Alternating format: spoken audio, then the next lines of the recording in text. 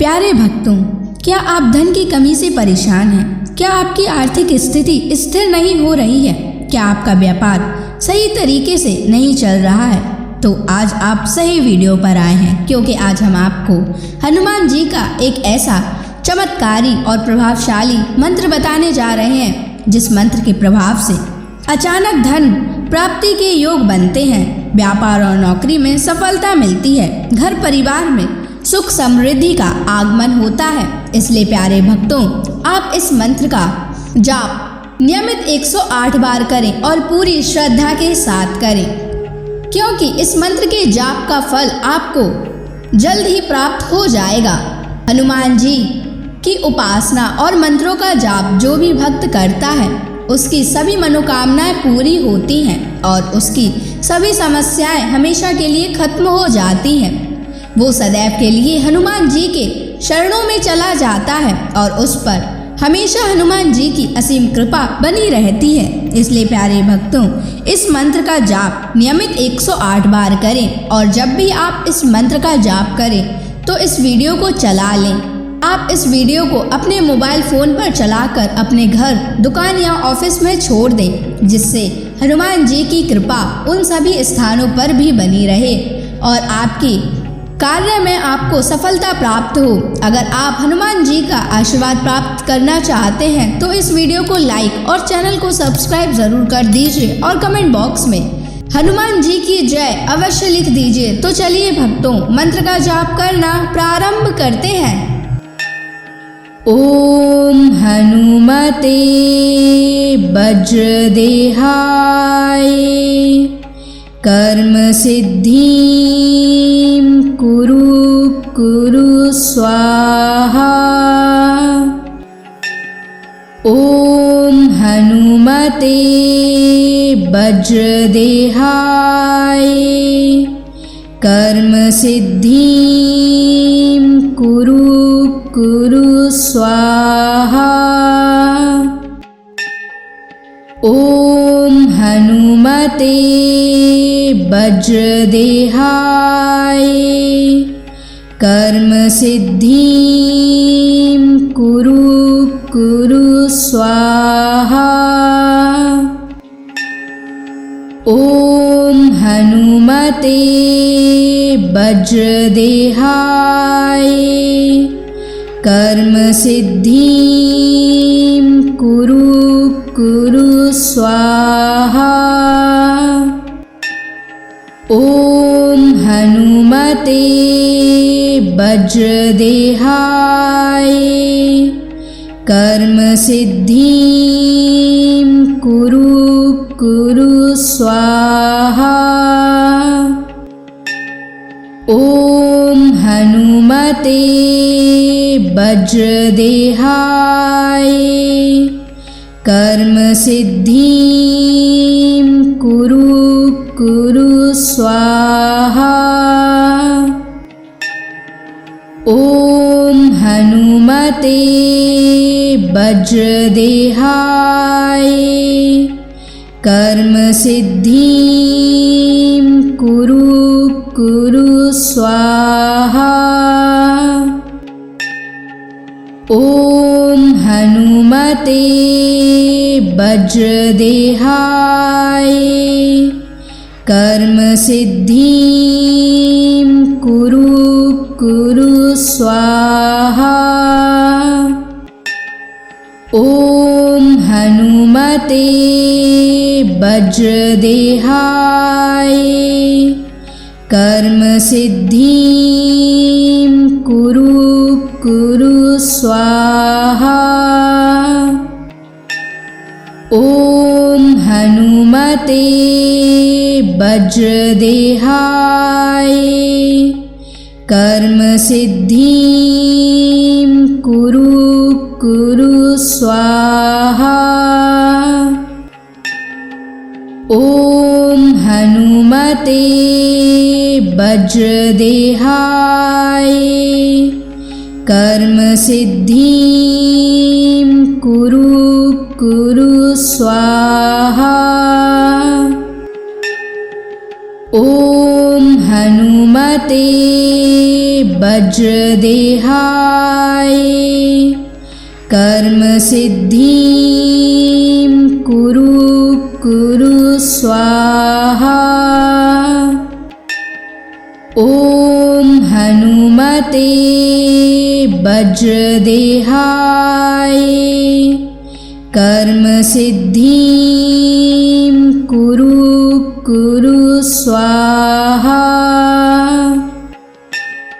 ॐ हनुमते वज्रदेहाय कर्म सिद्धिं कुरु कुरु स्वाहा।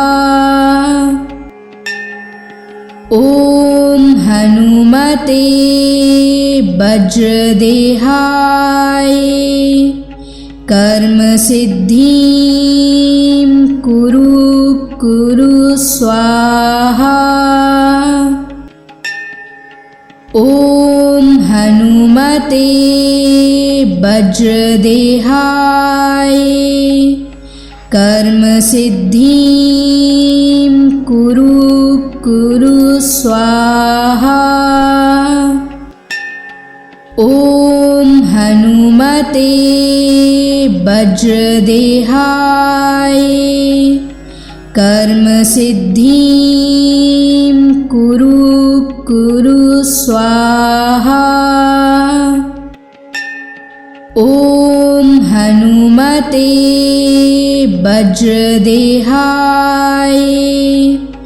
कर्म सिद्धिं कुरु कुरु स्वाहा। ॐ हनुमते वज्रदेहाय कर्म सिद्धिं कुरु कुरु स्वाहा। ॐ हनुमते वज्रदेहाय कर्म सिद्धिं कुरु कुरु स्वाहा। ॐ हनुमते वज्रदेहाय कर्म सिद्धिं कुरु कुरु स्वाहा। ॐ हनुमते वज्रदेहाय कर्म सिद्धिं कुरु कुरु स्वाहा। ॐ हनुमते वज्रदेहाय कर्म सिद्धिं कुरु कुरु स्वाहा। ॐ हनुमते वज्रदेहाय कर्म सिद्धिं कुरु कुरु स्वाहा। ॐ हनुमते वज्रदेहाय कर्म सिद्धिं कुरु कुरु स्वाहा। ॐ हनुमते वज्रदेहाय कर्म सिद्धिं कुरु कुरु स्वाहा। ॐ हनुमते वज्रदेहाय कर्म सिद्धिं कुरु कुरु स्वाहा। ॐ हनुमते वज्रदेहाय कर्म सिद्धिं कुरु कुरु स्वाहा। ॐ हनुमते वज्रदेहाय कर्म सिद्धिं कुरु कुरु स्वाहा। स्वाहा। ॐ हनुमते वज्रदेहाय कर्म सिद्धिं कुरु स्वाहा। ॐ हनुमते वज्रदेहाय कर्म सिद्धिं कुरु स्वाहा। ॐ हनुमते वज्रदेहाय कर्म सिद्धिं कुरु स्वाहा। ॐ हनुमते वज्रदेहाय कर्म सिद्धिं कुरु स्वाहा। ॐ हनुमते वज्रदेहाय कर्म सिद्धिं कुरु स्वाहा। ॐ हनुमते वज्रदेहाय कर्म सिद्धिं कुरु स्वाहा। ॐ हनुमते वज्रदेहाय कर्म सिद्धिं कुरु स्वाहा। ॐ हनुमते वज्रदेहाय कर्म सिद्धिं कुरु स्वाहा। ॐ हनुमते वज्रदेहाय कर्म सिद्धिं कुरु स्वाहा।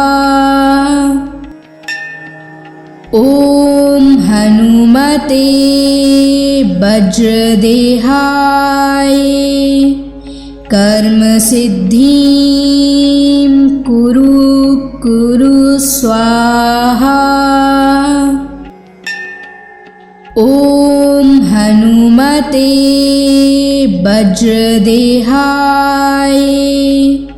कर्म सिद्धिं कुरु स्वाहा। ॐ हनुमते वज्रदेहाय कर्म सिद्धिं कुरु स्वाहा। ॐ हनुमते वज्रदेहाय कर्म सिद्धिं कुरु स्वाहा।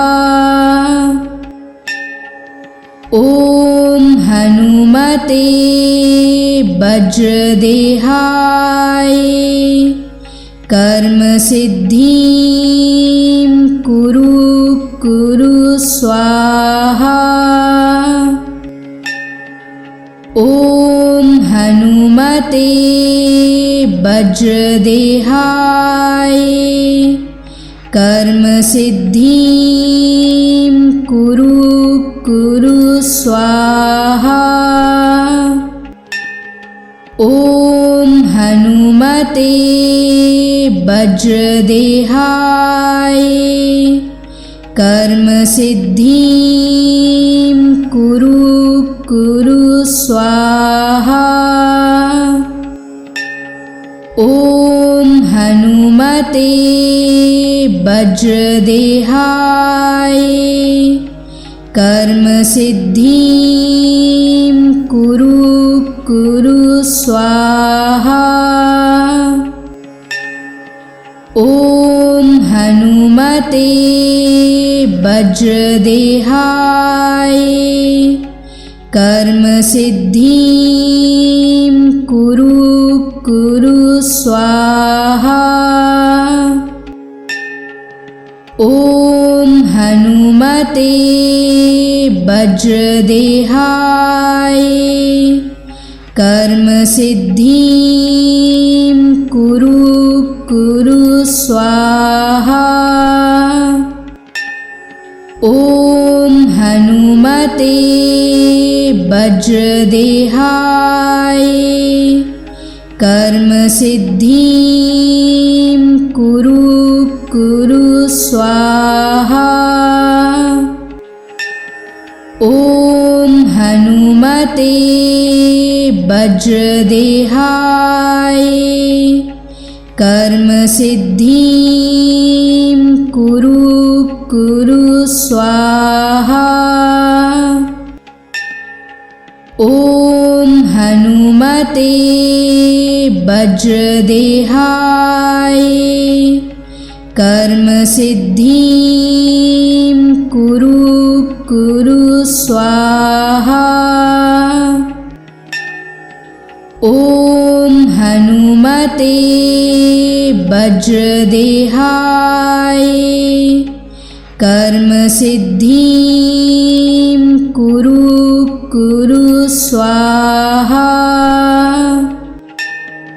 ॐ हनुमते वज्रदेहाय कर्म सिद्धिं कुरु कुरु स्वाहा। ॐ हनुमते वज्रदेहाय कर्म सिद्धिं कुरु कुरु स्वाहा। ॐ हनुमते वज्रदेहाय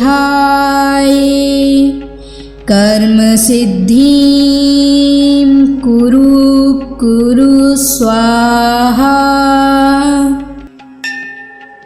ॐ हनुमते वज्रदेहाय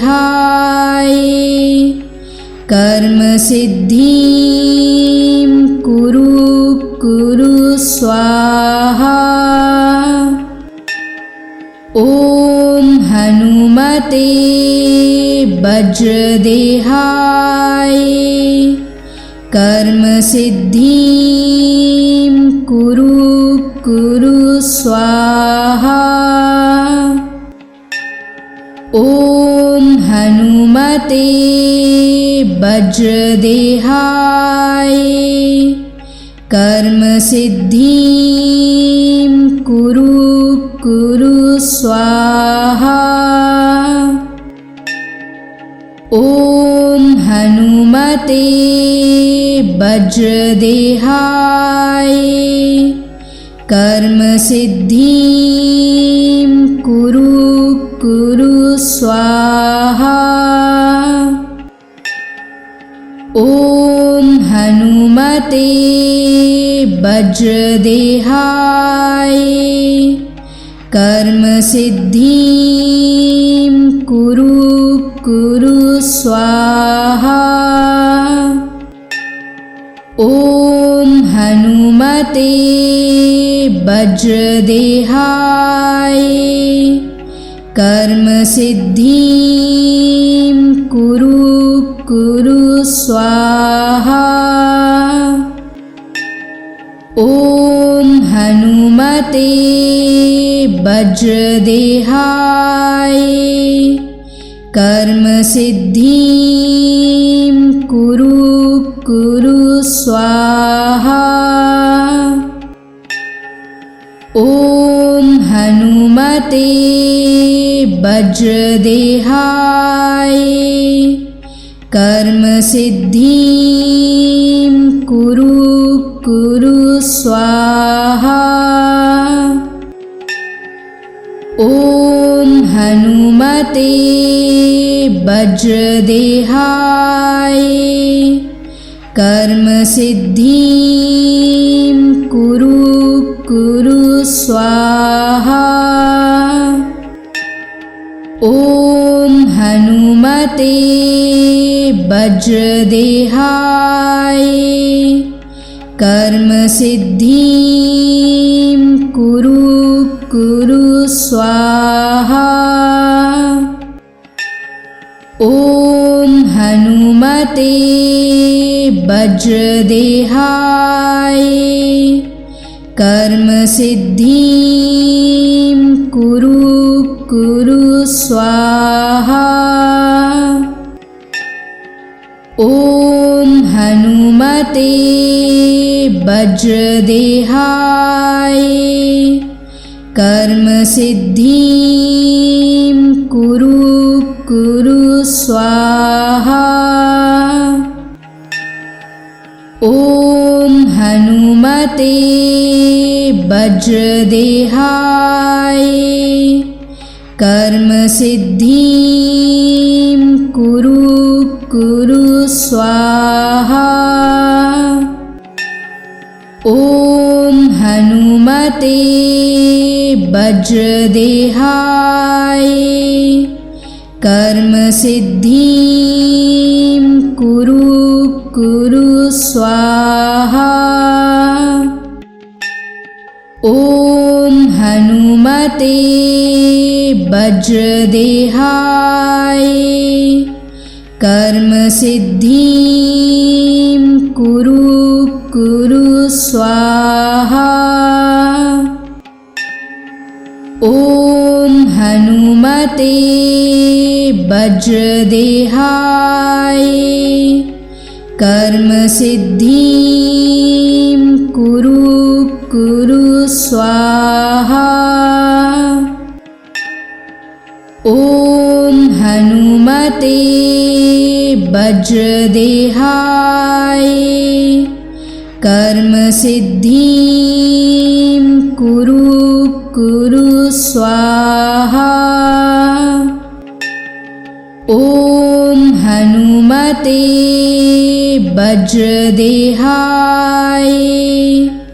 कर्मसिद्धिं कुरु स्वाहा। ॐ हनुमते वज्रदेहाय कर्मसिद्धिं कुरु स्वाहा। ॐ हनुमते वज्रदेहाय कर्मसिद्धिं कुरु स्वाहा। ॐ हनुमते वज्रदेहाय कर्मसिद्धिं कुरु स्वाहा। ॐ हनुमते वज्रदेहाय कर्मसिद्धिं कुरु स्वाहा। ॐ हनुमते वज्रदेहाय कर्मसिद्धिं कुरु स्वाहा। ॐ हनुमते वज्रदेहाय कर्मसिद्धिं कुरु स्वाहा। ॐ हनुमते वज्रदेहाय कर्मसिद्धिं कुरु स्वाहा। ॐ हनुमते वज्रदेहाय कर्मसिद्धिं कुरु स्वाहा। ॐ हनुमते वज्रदेहाय कर्म सिद्धिं कुरु कुरु स्वाहा। ॐ हनुमते वज्रदेहाय कर्म सिद्धिं कुरु कुरु स्वाहा। ॐ हनुमते वज्रदेहाय कर्म सिद्धिं कुरु कुरु स्वाहा। ॐ हनुमते वज्रदेहाय कर्म सिद्धिं कुरु कुरु स्वाहा। ॐ हनुमते वज्रदेहाय कर्म सिद्धिं कुरु कुरु स्वाहा। ॐ हनुमते वज्रदेहाय कर्म सिद्धिं कुरु कुरु स्वाहा। ॐ हनुमते वज्रदेहाय कर्म सिद्धिं कुरु कुरु स्वाहा। ॐ हनुमते वज्रदेहाय कर्म सिद्धिं कुरु कुरु स्वाहा। ॐ हनुमते वज्रदेहाय कर्म सिद्धिं कुरु कुरु स्वाहा। ॐ हनुमते वज्रदेहाय कर्म सिद्धिं कुरु कुरु स्वाहा। ॐ हनुमते वज्रदेहाय कर्म सिद्धिं कुरु कुरु स्वाहा। ॐ हनुमते वज्रदेहाय कर्म सिद्धिं कुरु कुरु स्वाहा। ॐ हनुमते वज्रदेहाय कर्म सिद्धिं कुरु कुरु स्वाहा। ॐ हनुमते वज्रदेहाय कर्म सिद्धिं कुरु कुरु स्वाहा। ॐ हनुमते वज्रदेहाय कर्म सिद्धिं कुरु कुरु स्वाहा। ॐ हनुमते वज्रदेहाय कर्म सिद्धिं कुरु कुरु स्वाहा। ॐ हनुमते वज्रदेहाय कर्म सिद्धिं कुरु कुरु स्वाहा। ॐ हनुमते वज्रदेहाय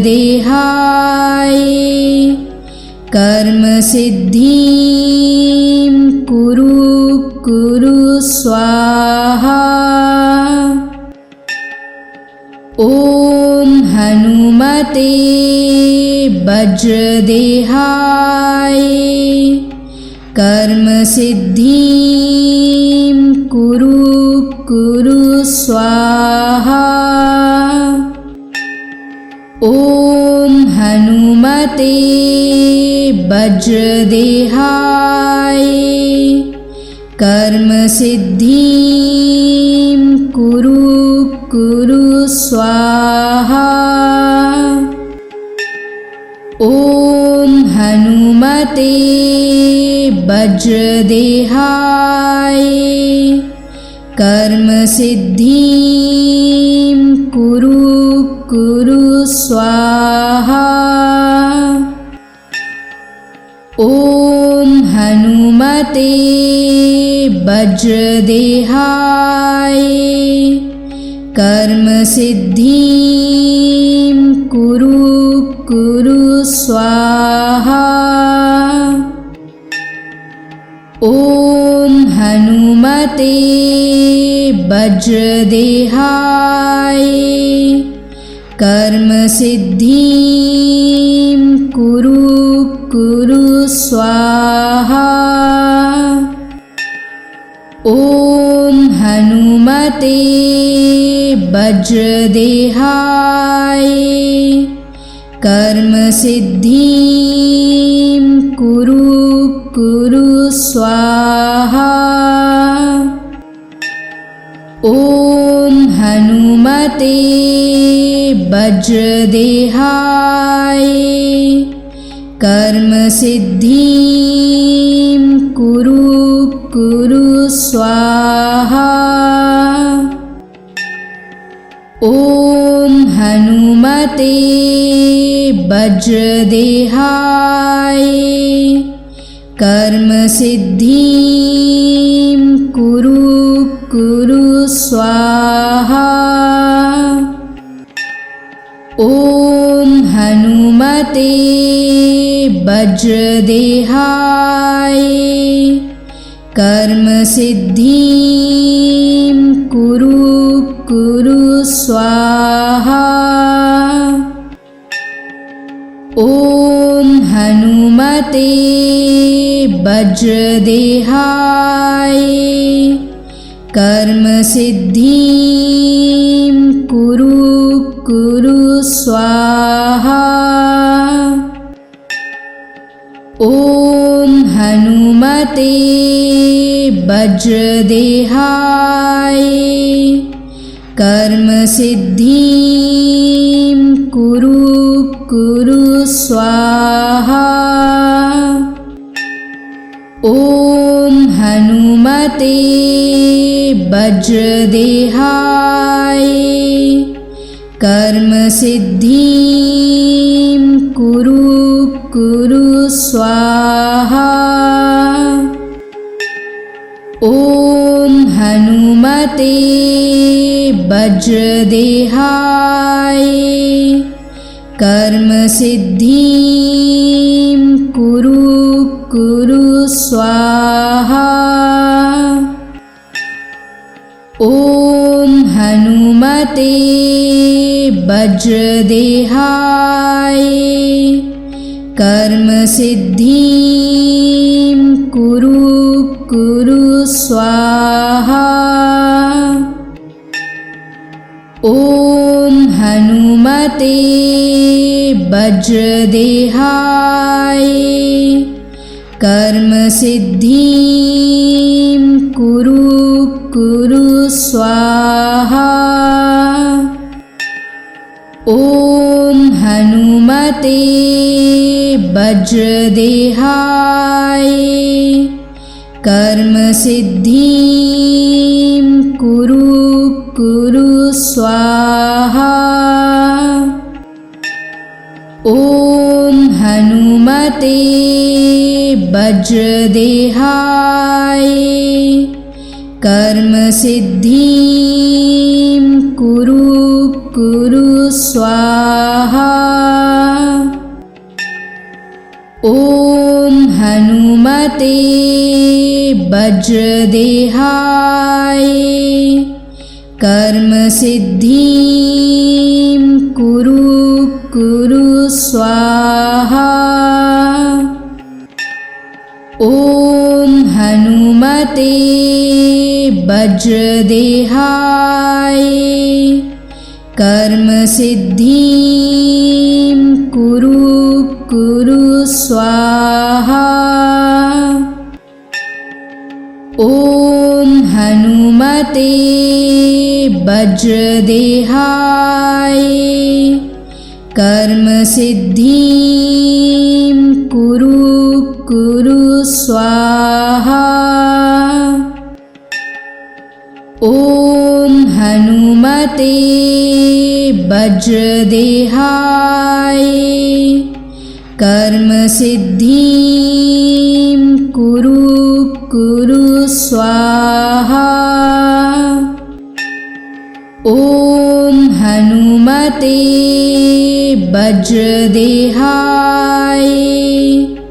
कर्म सिद्धिं कुरु कुरु स्वाहा। ॐ हनुमते वज्रदेहाय कर्म सिद्धिं कुरु कुरु स्वाहा। ॐ हनुमते वज्रदेहाय कर्म सिद्धिं कुरु कुरु स्वाहा।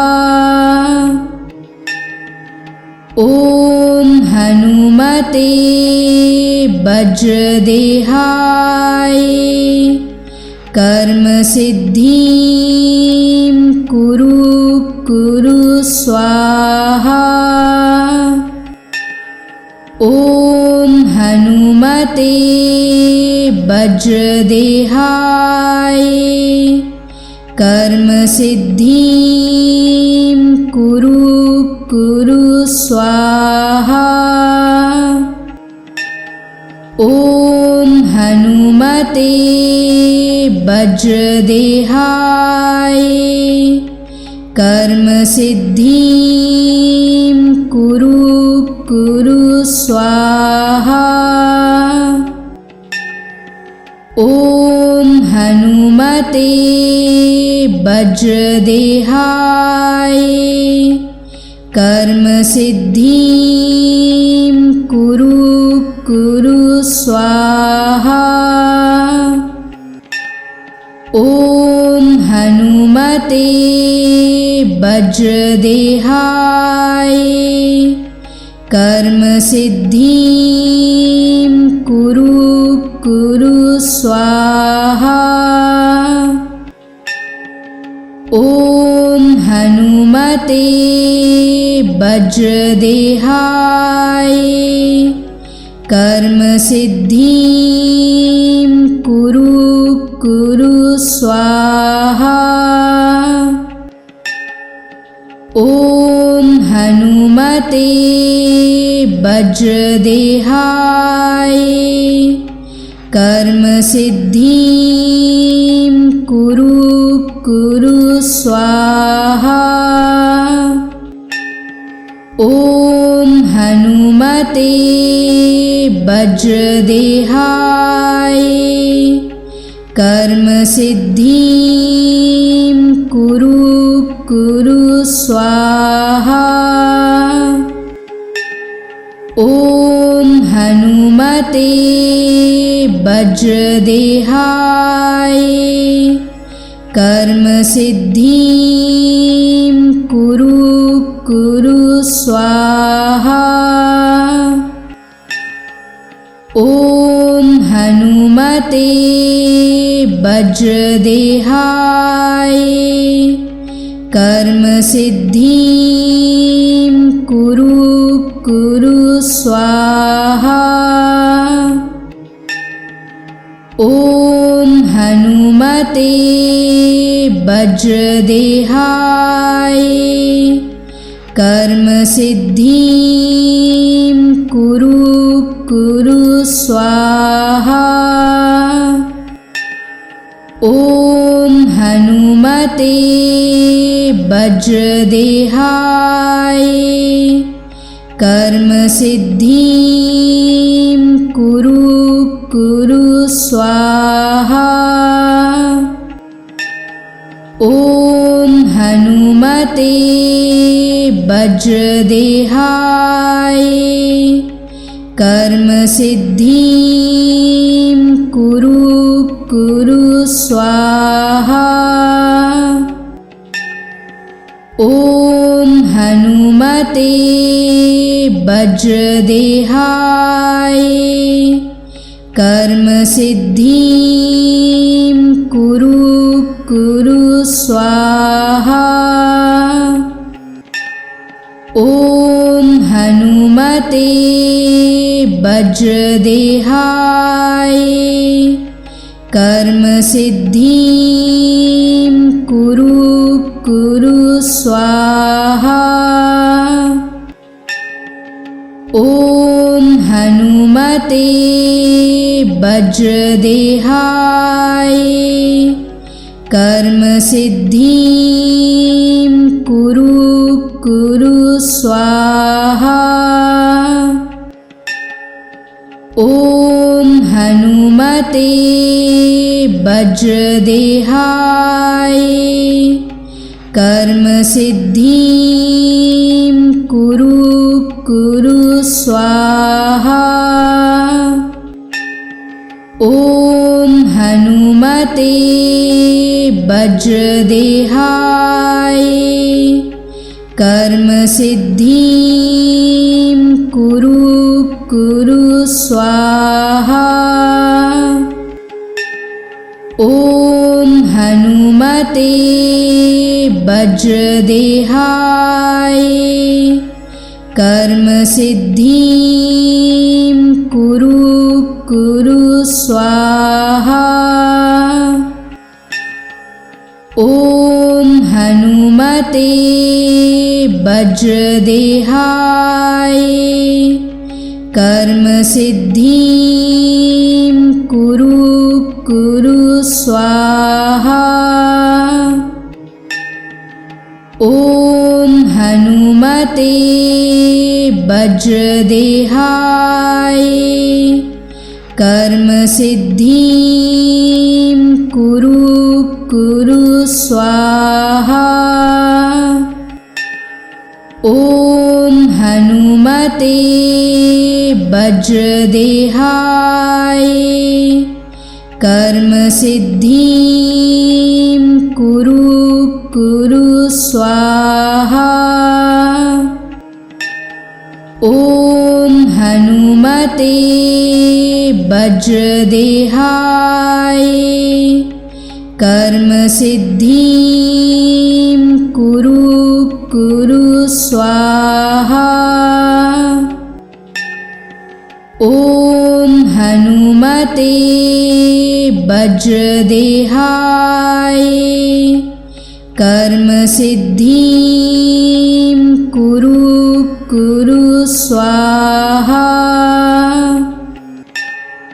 ॐ हनुमते वज्रदेहाय कर्म सिद्धिं कुरु कुरु स्वाहा। ॐ हनुमते वज्रदेहाय कर्म सिद्धिं कुरु कुरु स्वाहा। ॐ हनुमते वज्रदेहाय कर्म सिद्धिं कुरु कुरु स्वाहा। ॐ हनुमते वज्रदेहाय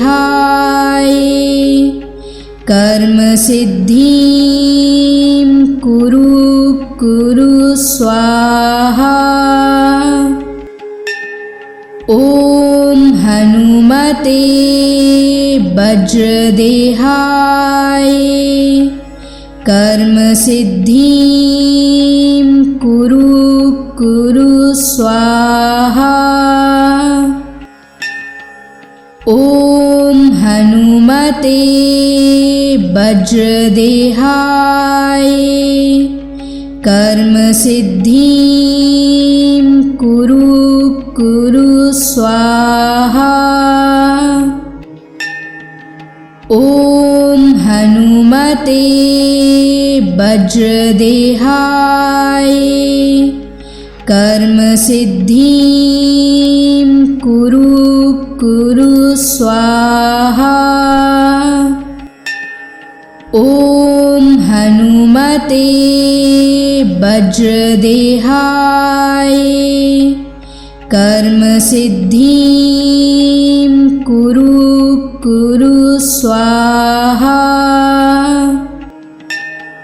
ॐ हनुमते वज्रदेहाय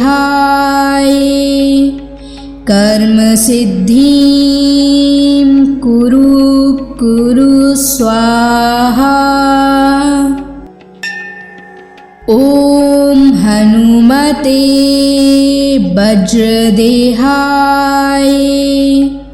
कर्मसिद्धिं कुरु कुरु स्वाहा। ॐ हनुमते वज्रदेहाय कर्मसिद्धिं कुरु कुरु स्वाहा।